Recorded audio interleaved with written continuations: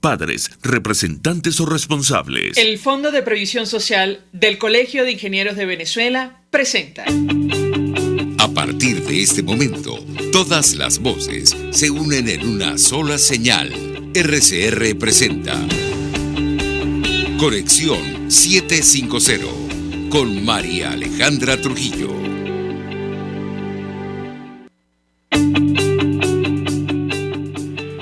Amigos de Radio Caracas Radio, lo mejor de este martes 14 de diciembre del año 2021. Todo el equipo que trabaja para ustedes a partir de esta hora los saluda. Variada y abundante información que compartir y analizar como es costumbre la tarde de hoy. Esto es Conexión 750. Comenzamos.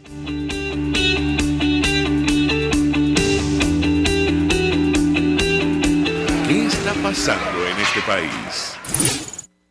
Y saludamos vía telefónica a nuestro invitado la tarde de hoy. Se trata del profesor internacionalista Félix Gerardo Arellano. Como siempre, profesor, gracias por atendernos. Buenas tardes. Buenas tardes, cordial saludo para ti, tu equipo y la audiencia. Pues mucho interés de conversar con usted acerca de varios temas, específicamente sobre la comunidad internacional y nuestro país, profesor, a la luz de los últimos acontecimientos. Yo le pediría un comentario en general sobre lo que ha ocurrido en los últimos días y ahora mismo pienso en la posición asumida por el gobierno de Estados Unidos y la Unión Europea, aliados de las fuerzas democráticas en nuestro país, que hablan de la necesidad de retomar las negociaciones en México. ¿Qué puede decirnos? Lo escuchamos.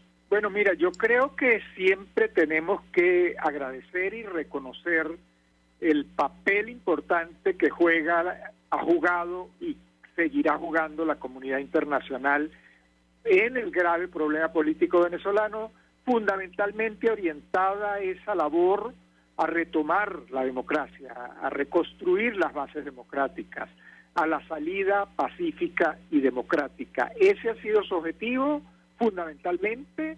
Ha habido algunas diferencias, alguna fase en que el gobierno de los Estados Unidos generó confusión dentro de la coordinación internacional. Eso está superado. Creo que ahora el gobierno de Estados Unidos está jugando, no obstante, tener un rol fundamental por tener en sus manos el control de las sanciones, particularmente económicas. Sin embargo, está jugando un papel de más bajo perfil, de mayor prudencia, de mayor coordinación, particularmente con la Unión Europea, que está jugando un rol protagónico, como lo vimos ahora para el 21 de noviembre pasado, y bueno, como lo vemos por el papel activo del canciller de la Unión Europea, Borrell, y de, bueno, varios de sus países miembros, el apoyo que le brindan al Reino de Noruega en su labor de mediación en el conflicto. Y creo que el punto más sensible en este momento de parte de nuestra comunidad democrática, de nuestra oposición democrática, es las diferencias. En la medida que no haya coordinación de nuestra oposición, le resulta más difícil a la comunidad internacional poder avanzar en su trabajo. La comunidad no puede el conflicto venezolano, apoya, coadyuva, asiste, y lo viene haciendo, lo seguirá haciendo, pero es fundamental tener una interlocución, tener un equipo. No tiene que ser una unidad monolítica, eso no puede existir en ambientes democráticos, pero sí un mínimo de coordinación, una hoja de ruta construida por las fuerzas democráticas en coordinación interna y en coordinación con la comunidad internacional. Creo que allí es donde está en este momento el punto álgido. Bueno, usted mencionaba el papel de la Unión Europea. Esta semana, en el marco de la reunión de los ministros de Asuntos Exteriores del bloque comunitario, España planteó el tema venezolano a la luz del informe preliminar de la misión de observación electoral. ¿Qué expectativa tiene usted, profesor, en torno al papel que puede jugar Europa para alcanzar una solución a la crisis en Venezuela? Lo escuchamos. Mira, yo creo que es un tema complejo, un reto interesante. Lo quieren manejar con prudencia, no obstante que el informe preliminar ha sido contundente, y el informe que debe venir hacia febrero, entiendo, del próximo año, todo indica que va a ser tremendamente demoledor para el funcionamiento de la institucionalidad electoral venezolana, pero creo que lo quieren manejar con inteligencia, con prudencia, para no romper puentes con Miraflores, para tratar de tener comunicación y poder seguir presionando más activa y efectivamente en el camino democrático. Entonces creo que ese es un trabajo duro, son 17 miembros en este momento, el Reino Unido también apoya el tema venezolano, pero ya no es parte de la Unión Europea, Estados Unidos está muy atento a trabajar con la Unión Europea. Creo que viene una etapa compleja, ¿no? Un informe muy duro en materia electoral que va a implicar seguramente una reacción explosiva de Miraflores, de las que ya estamos acostumbrados, pero que va a ser dura también. Pero creo que la Unión Europea, tratando de no dinamitar y eliminar el diálogo, los puentes, las puertas con Miraflores, porque es importante para la salida pacífica tener diálogo con todas las partes. Ahora, si efectivamente el informe preliminar provocó que no renovaran la visa de los miembros de esta misión que estaban en nuestro país, ¿qué podemos esperar cuando se presente el documento final? Profesor, tomando en cuenta lo que ocurrió después del 21 de noviembre, lo escuchamos. Bueno, lo que pasa es que ya como que tenemos mucha historia avanzada, ¿no? Claro que esperamos una reacción grosera, agresiva, brutal, pero a las pocas semanas algún camino aparece. A las pocas semanas algún alto funcionario de Miraflores llama a Borrell. Por eso la Unión Europea trata de manejar con inteligencia la relación con Miraflores, porque es muy compleja. No se puede reaccionar hormonalmente, pasionalmente. Hay que tomarlos con pinzas. Ellos ya lo saben. Ellos ya conocen su lenguaje tan brutal, tan agresivo, pero también saben que en pocas semanas toman el teléfono. Profesor, tenemos que hacer una pausa para ir a policía. Al regreso quisiera referirme a lo que concluyó esta misión de manera preliminar sin que ocurriera el caso de Barinas y el Tribunal Supremo de Justicia, la inhabilitación del candidato de la Mesa de la Unidad, advirtiendo que no hay Estado de Derecho en Venezuela, que no hay independencia en el Poder Judicial. A la luz de esta advertencia, ¿qué podemos esperar? Le ruego, permanezco unos minutos más, al regreso le doy la palabra para contestar. Ya venimos. ¿Cómo no? Usted está viendo Conexión 750 con María Alejandra Trujillo. Solo por RCR 750, porque lo bueno une. Puedes seguirnos en nuestras redes sociales. En Twitter, @RCR750. La radio que se ve. Mensaje del ingeniero José Peraza, tesorero del FONPRES CIB. Estimado colega ingeniero arquitecto y profesional afín, el Colegio de Ingenieros de Venezuela y el Fondo de Previsión Social, preocupado por la salud de tu familia, ha diseñado un sistema de salud integral que coloca a tu disposición y que contiene asistencia primaria de salud, ambulancia, hospitalización, cirugía, oftalmología, dermatología, fisioterapia, psicología, odontología, farmacia y funerario. Para mayor información, visítanos a nuestros portales cib.net.be, fonprescib.net.be, Colegio de Ingenieros de Venezuela, construyendo futuro. RCR 750 AM, porque lo bueno une. El poder de la comunicación en tus manos. Conexión 750 con María Alejandra Trujillo. Solo por RCR 750, la radio que se ve. Continuamos, amigos, en Conexión 750, hablando acerca de la comunidad internacional en nuestro país, a la luz de lo que ha ocurrido en las últimas horas. Nos acompaña el profesor internacionalista Félix Gerardo Arellano. Yo les dejo una inquietud a propósito de las conclusiones iniciales de la misión de la Unión Europea, profesor, que hablan de la falta de independencia del Poder Judicial y de la ausencia de Estado de Derecho en nuestro país, de cara, sobre todo, a la posible celebración de unos comicios presidenciales o parlamentarios en Venezuela. ¿Qué puede decirnos? Lo escuchamos. Bueno, mira, yo creo que Miraflores sabía por dónde venían y empezó a desprestigiar a la delegación y empezó a atacarla porque sabía que venía un grupo serio que conoce de su trabajo y que lo iba a hacer de la manera más impecable y objetiva posible. Y eso ocurrió. Yo creo que quizás impactó más a grupos radicales de la oposición democrática, que siempre empiezan a cuestionar a todo el que trabaja con Miraflores como si fuera un traidor apenas inicia su faena. Entonces esperaban que iba a haber un informe complaciente y que iba a haber una posición sumisa. No, eso no ocurrió. Pero este es un informe que se suma a una larga lista de informes, que todos han sido cuestionados. Por donde miremos, si nos vamos a la OEA, están todos los informes de la Comisión Interamericana de Derechos Humanos. Si nos vamos a Washington, están todos los informes del secretario general de la OEA, que llevan años detallando el deterioro sistemático y progresivo de institucionalidad democrática, de derechos humanos. Si nos vamos a Ginebra, están todos los informes de la Organización Internacional del Trabajo, que incluso nombró una comisión de investigación. Cerca en Ginebra está el Consejo de Derechos Humanos, y ahí no solo ha habido un seguimiento permanente, sino que además se conformó una comisión internacional de expertos independientes, que ha sido durísima, que ha sido lapidaria. Y si caminamos un poco más y llegamos a La Haya, nos vamos a encontrar que ya el fiscal de la Corte Penal Internacional abrió camino para la investigación. Entonces es un cerco de investigaciones, de informes, todos rechazados, todos cuestionados, pero allí están.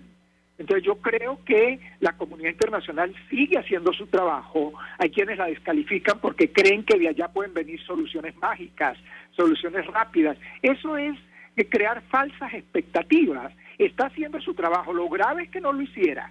Lo grave es que el Consejo de Derechos Humanos dijera, no vamos a hablar más de Venezuela porque eso no tiene sentido, no podemos resolver nada. No, hay que llevarle el seguimiento acción por acción. El expediente no puede pararse.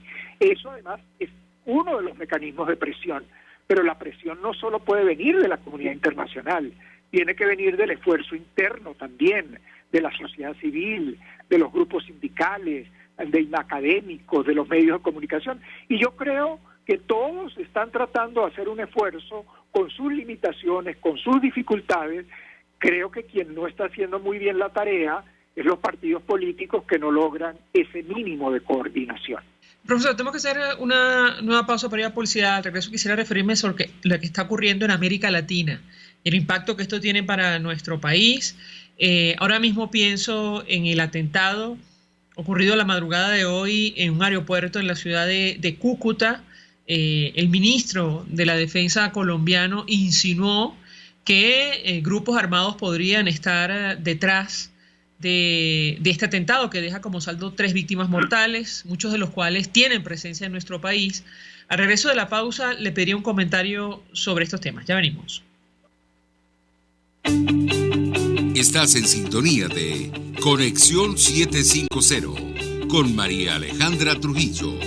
Solo por RCR 750. Porque lo bueno une. Sintonícenos a través de Periscope. @RCR750, la radio que... Mensaje del ingeniero José Peraza, tesorero del FONPRES CIB. Estimado colega ingeniero, arquitecto y profesional afín, el Colegio de Ingenieros de Venezuela y el Fondo de Previsión Social, preocupado por la salud de tu familia, ha diseñado un sistema de salud integral que coloca a tu disposición y que contiene asistencia primaria de salud, ambulancia, hospitalización, cirugía, oftalmología, dermatología, fisioterapia, psicología, odontología, farmacia y funerario. Para mayor información, visítanos a nuestros portales cib.net.be, fonprescib.net.be, Colegio de Ingenieros de Venezuela, construyendo futuro. Mis amigos, quiero hablarles de Dilab Biodiagnóstica, un nuevo laboratorio clínico con un concepto original. Además de estar dotado con los equipos de la más reciente tecnología y el personal de más alta calificación, Dilab Biodiagnóstica te ofrece ambiente y trato amables y los precios más económicos en todos tus exámenes de laboratorio. Pide tu cita en el 0212-945-5788. Dilab Biodiagnóstica. Precisión y confianza en laboratorio clínico. Hola, les saluda Alfredo Yuncosa y los invito a acompañarnos a Con Seguridad Radio, el programa pensado en la seguridad de los ciudadanos y las organizaciones. Con Seguridad Radio, todos los sábados a las 12 del mediodía, por RCR, la radio que se ve. Antes de empezar el día, entérese de lo que acontece en el país junto a Pedro García Otero en Titulares de la Mañana. De lunes a viernes a las 6:30 de la mañana. Acompáñelo y empiece su día bien informado. Titulares de la Mañana con Pedro García Otero. Solo por RCR 750 AM. Porque lo bueno une. Hola, les saluda Mónica Pupo y los invito a acompañarnos a Diafragma 5.6 Radio, la fotografía que tú escuchas, el único programa de radio dedicado para la fotografía y los fotógrafos. Diafragma 5.6 Radio, todos los sábados a las 11 de la mañana, por RCR, la radio que se ve. RCR 750 AM. Porque lo bueno une. María Alejandra Trujillo te acompaña en Conexión 750. Solo en RCR 750. La radio que se ve. Continuamos, amigos, en Conexión 750, hablando acerca de la comunidad internacional, el papel de la comunidad internacional de cara a una transición a la democracia en Venezuela a la luz de los últimos acontecimientos. Y yo le dejaba una inquietud al profesor Félix Gerardo Arellano a propósito de lo que está ocurriendo en América Latina, específicamente en Colombia. Hoy ocurre este terrible atentado terrorista que deja como saldo 3 víctimas mortales, 2 policías y un civil. Y las autoridades, aunque todavía desconocen a los autores, la identidad de los autores, bueno, han insinuado la participación o la acción de grupos irregulares que tienen presencia en Venezuela. Yo le pediría un comentario, profesor, acerca de estos hechos y las consecuencias que una situación de esta naturaleza puede tener para las relaciones entre ambos países. Lo escuchamos. Bueno, mira, muy delicado porque es que además no es el primer atentado. Ya, si no me equivoco, tú me puedes corregir, por favor, en Cúcuta, si no me equivoco, es el tercer atentado. Hay una acción sistemática contra la policía colombiana, particularmente en Cúcuta. Y como sabe el planeta entero, hay fuerzas paramilitares y grupos que quieren promover inestabilidad en Colombia, y siento que eso se está agudizando. Son los disidentes de la FARC, cosa que se veía venir desde las negociaciones de los acuerdos de paz con la FARC, cuando decidieron no sumarse a la negociación, cuando decidieron grupos importantes no entregar sus armas. Y por otro lado está el ELN, el Ejército de Liberación Nacional. Ese es un grupo con el que no ha habido mayores esfuerzos de negociación, entonces un grupo que sigue teniendo vida activa. Son grupos que tienen enormes recursos económicos por todo el tema del narcotráfico, del lavado de capitales, de la pavorosa industria del secuestro, todos esos capítulos que conocemos ya con más detalle, porque toda esa información ha circulado luego de las negociaciones con la FARC. El mundo ya sabe de las horrendas y perversas prácticas de enriquecimiento ilícito de estos grupos terroristas. Entonces, muy delicado para la situación política colombiana. Pareciera que la paz sigue siendo aún una tarea pendiente en Colombia, y más delicado aún cuando no hay una relación fluida, transparente con Venezuela, en una frontera tan larga, tan amplia, tan compleja, tan porosa, y bueno, tan llena de incertidumbre, de falta de transparencia, toda la situación de apure, todo lo que se habla de prácticas de narcotráfico, de lavado de capitales, de papel de los grupos guerrilleros. Todo eso atenta contra la paz y la seguridad bilateral, pero en alguna medida también de la región. De tal manera que es un tema muy delicado, que los partidos políticos colombianos lo tienen que evaluar muy bien. La paz no se ha concluido, la paz tiene muchas tareas pendientes, y se está agudizando la inestabilidad militar con consecuencias sociales, porque son 3 muertos, pero pudieran haber sido muchos más en el sitio donde ocurrió. A los anteriores estaban como muy dirigidos contra la seguridad militar colombiana. Este fue contra la ciudadanía, este fue en un aeropuerto. De ahí ustedes están caminando por los pasillos. Una situación muy delicada que creo que los partidos políticos colombianos no están evaluando, peleándose por agendas personales, con cantidad de candidatos para generar más inestabilidad en la democracia colombiana, y después decimos que es el Castro. Claro que el Castro comunismo aprovecha la oportunidad, pero los partidos de oposición se la ponen en bandeja de plata con sus guerritas individuales.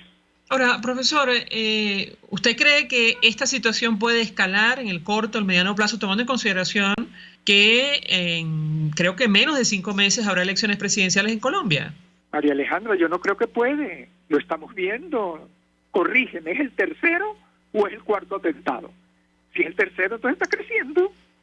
No es el primer atentado que ocurre en Cúcuta. Pues claro que está creciendo, y sin transparencia y sin cooperación efectiva de los vecinos, particularmente el lado venezolano, muy delicado. Son grupos poderosísimos económicamente.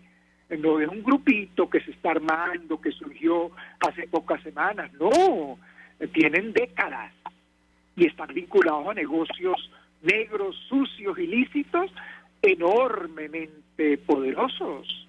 Ahora, el impacto que esto puede tener de cara al proceso electoral en Colombia, profesor, y creo que lo hemos hablado en alguna oportunidad, bueno, el vecino país están encendidas las alarmas. Sí, en eso lo destaqué, María Alejandra, lo vuelvo a insistir más claramente, es que la oposición democrática, si no se une, está poniendo en bandeja de plata la inestabilidad, le está abriendo el camino a la inestabilidad. Es una situación muy delicada. Por las diferencias con los acuerdos de la FARC, de eso la oposición ha hecho materia para dividirse, cuando tendría que ser todo lo contrario. El enemigo está vivo, está armado, está creciendo, es el tercer o cuarto atentado. ¿Qué está esperando? ¿Otra vez que lleguen a Bogotá? ¿Ese es el objetivo? Bueno, qué lamentable porque mi candidatura es mejor que la tuya, pero el país empieza a desmoronar. Esto le resta confianza a Colombia. Colombia se está creyendo, buena parte de ella, con que es una tendencia muy propia de las burbujas económicas, a creerse que está en el primer mundo con un atentado en una ciudad tan activa. No, es una situación muy delicada que debería llevarlos a la reflexión de plantear inmediatamente un plan de trabajo coordinado y casi una candidatura única de la oposición democrática colombiana. Bueno, eso da la impresión que ahora mismo no está en la agenda, como dice usted, por la cantidad de candidatos que hay en la contienda, que todavía, digamos, no se ha convocado, pero la preocupación, profesor, tiene que ver, entre otras cosas, con uno de los candidatos por su afinidad con el régimen venezolano o con el expresidente Hugo Chávez, Gustavo Petro. ¿Qué opina usted sobre la posibilidad de que pueda vencer esa opción de cara a las presidenciales en Colombia? Lo escuchamos. María Alejandra, si las elecciones son mañana, gana con más del 20% de ventaja. Si son mañana. Estamos repitiendo el caso boliviano en peores condiciones, en peores proporciones. Recordemos Bolivia, 7 candidatos de la oposición democrática frente a un candidato de Evo Morales. ¿Quién iba a ganar? Luego aparecen los teóricos de las conspiraciones diciendo que el castrocomunismo llegó a Bolivia y lo financió todo. Sí, puede ser. Pero ¿qué hizo la oposición democrática con 7 candidatos? ¿No se la puso en bandeja de plata? Bueno, estamos en puerta Colombia a repetirlo. Además, con una dispersión, una falta de conexión de esos partidos de oposición con la población, esta creencia de que Colombia ya llegó al primer mundo, de que es miembro de la OCDE y en consecuencia es casi Suiza. No, señores, está en una condición de inestabilidad política muy grande y eso pareciera que no lo están viendo los políticos. Ahora, le pregunto, ese es el caso colombiano, en el caso de otro país como Chile, que va a segunda vuelta este fin de semana, ¿cuál es su expectativa del impacto que esto puede tener para Venezuela? Profesor, lo escuchamos. Mira, lo positivo de Chile, ya tú lo nombraste, es que exista segunda vuelta. Si nosotros agarráramos los textos, las declaraciones, los discursos de los dos candidatos 6 meses atrás y en estas semanas, hay un cambio en ambos candidatos. Hay un tono, no obstante que Chile es un caso enormemente interesante porque ha significado el fracaso de las políticas de centro, que uno cree que son las alternativas. Sin embargo, estas 2 últimas semanas están reviviendo el diálogo del centro. Están haciéndole sentir a los dos candidatos radicales, uno de la derecha y otro de la izquierda, que ese no es el camino para la convivencia. Y están acercándose a posiciones de centro. Esa es la gran ventaja de la segunda vuelta, que tienes que negociar, y tienes que negociar con grupos de nivel centro, de sectores intermedios, que te mueven el discurso político. Además, otra ventaja, con un Congreso fragmentado. En consecuencia, cualquier gran cambio político pasa por discusiones en el Congreso. Eso me parece que es positivo. Entonces, no podría definir en este momento quién gana. Creo que tiene en este momento más probabilidades la izquierda, pero creo que el discurso de ese candidato de izquierda ya no es el de hace 2 meses atrás. Tampoco es el de la derecha. Ya han entendido que hay que dialogar para formar el equipo de gabinete y para lograr gobernabilidad en el Congreso, cosa que en Perú Pedro Castillo lo está entendiendo tarde. Lamentablemente lo está entendiendo tarde. Pero ese es el camino. El camino es el diálogo, la negociación y la cooperación para no imponer las agendas extremas porque no resuelven absolutamente nada. Finalmente, profesor, hay un tema que tiene que ver con lo que hemos conversado y se refiere a la migración venezolana. Las agencias están manejando cifras que me da la impresión no tienen comparación en ninguna parte del mundo. Cuando nos referimos a nuestro país, que no está en conflicto armado y no ha sufrido una catástrofe natural, las agencias hablan de 9 millones de migrantes para finales de 2022 si nos cambian las cosas. ¿Qué puede decirnos? Lo escuchamos. En efecto, tú lo destacaste muy bien. Si uno lo compara buscando países en iguales condiciones, es absolutamente inédito. Claro que hay migraciones mucho más duras, mucho más brutales, pero porque han tenido guerras. Libia, Siria, son condiciones diferentes.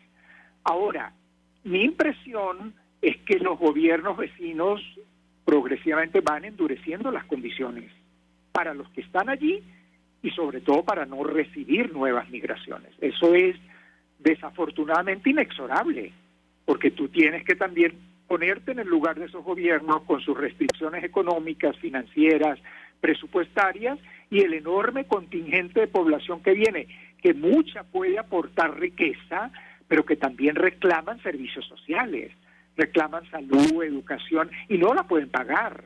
En su mayoría son gente en condiciones muy humildes, que son mano de trabajo, sí, la gran mayoría disciplinada, trabajadora, pero en el interín son una carga social que estos gobiernos muy pobres, algunos con corrupción, etcétera, no pueden darse el lujo. Entonces creo que la situación de migración se pone cada vez más difícil. El modelo venezolano no mejora, la migración tiende a crecer, pero el acceso a los países de la región cada día se va a hacer mucho más difícil. Profesor Félix Gerardo Arellano, 1.000.000 de gracias por atendernos, acompañarnos estos minutos, internacionalista, expresando opinión y análisis acerca del tema que hemos debatido la tarde de hoy, que tiene que ver con la comunidad internacional y el papel que puede jugar para pensar en una transición a la democracia en nuestro país. Gracias. Nosotros nos despedimos.